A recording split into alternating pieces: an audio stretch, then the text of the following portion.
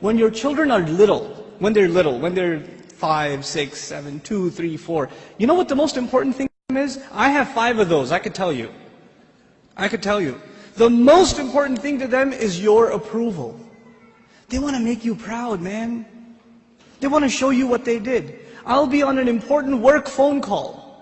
And my son will come over, my 2-year-old will come over. Abba, Abba, Abba, Abba, Abba. Like, okay, hold on. What is it? Nothing. I'll go back on the phone and he'll start calling me again. I'll be like, okay. What is it? I want to show you something. What do you want to show me? That is it. But you know what I'm supposed to do? Oh my God, that's awesome. Do it again. I'll call you back. You're supposed to appreciate what your children do. They live for that. They desire that more than anything else. I have 3 girls, and you know the difference between girls and boys. Boys can't sit still, and girls can't stop this, right? So I pick my girls up from school. One's in 1st grade, the other's in 3rd grade. I pick them up from school. It's a 25-minute ride back home, and what are they doing the whole way? You know what happened today in class? We colored a dinosaur, and we did this and that, and I was coloring it purple, but I decided to put in some green, and they're going on and on and on and on and on. And they cannot help themselves, and they cannot stop, and I have to pay attention and listen. I have to listen and say, oh, what about blue? No, I did only a little bit blue, right? I have to pay attention. And you know why I'm saying all of this? Just one more story on the side, just to wake you up a little.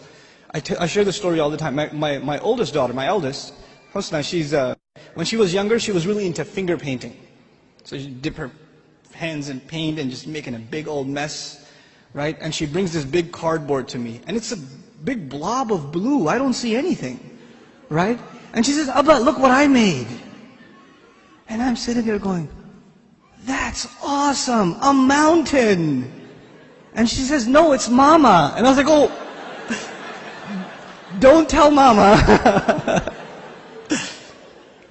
But the point I'm trying to make is they live for your approval. Live for it. But those of you that have children that are teenagers, do they get in the car when you pick them up from school and they can't stop telling you about what happened? Does that happen? Now, you know what happened in school today? My teacher said this and that and the other, and I got an A on my paper. Nope. They're quiet.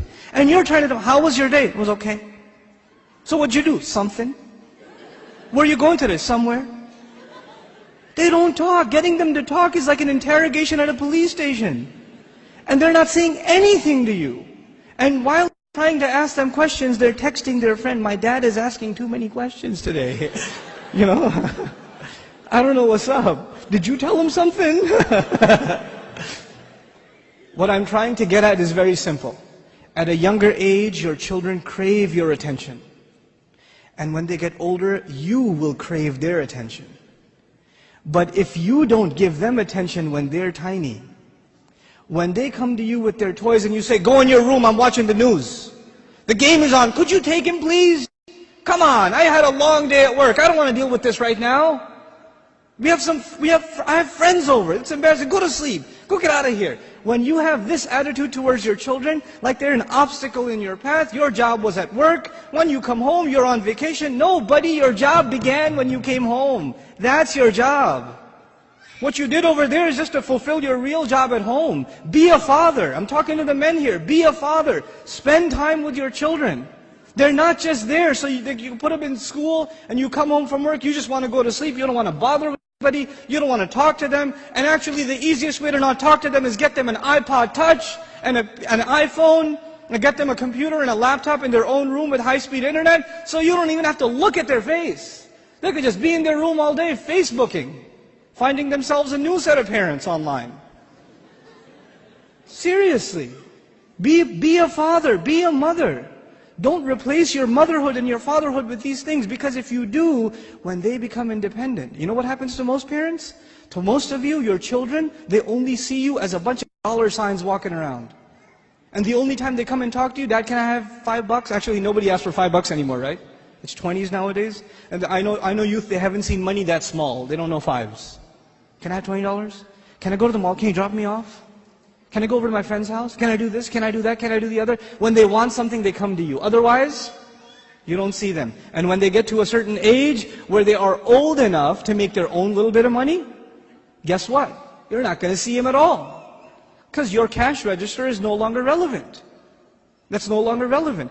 If this is the relationship you are setting yourself up for, you're headed for destruction. We got to change this now. And the way to change it, and it's going to be hard for a lot of you to implement this, but we have to be friends with our children.